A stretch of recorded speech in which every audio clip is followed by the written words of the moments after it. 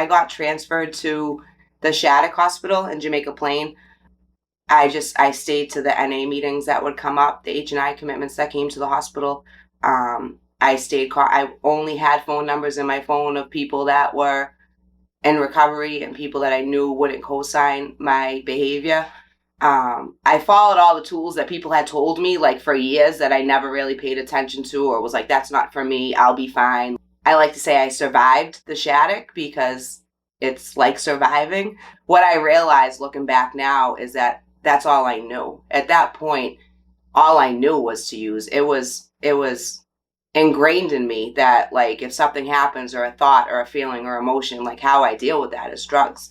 And that it was abnormal for me to not use drugs. I realize that now looking back at it, that it's normal for me because that's what I did for so many years. That's why I try to tell people when they're in early recovery. I feel like people won't admit that they have cravings or admit that they want to use or admit that they're thinking about doing that because they're afraid they're going to be judged, when it's actually normal for you to feel that way in the beginning. Like, you take that away from us, like that's now we're abnormal, we're uncomfortable, like we don't know how to deal with it. So I try to like stress that to people that it's perfectly normal. It doesn't mean that you're not working your recovery. It doesn't mean that like you're weak or you're vulnerable. Like it's normal for us to want to get high. That's what makes us addicts.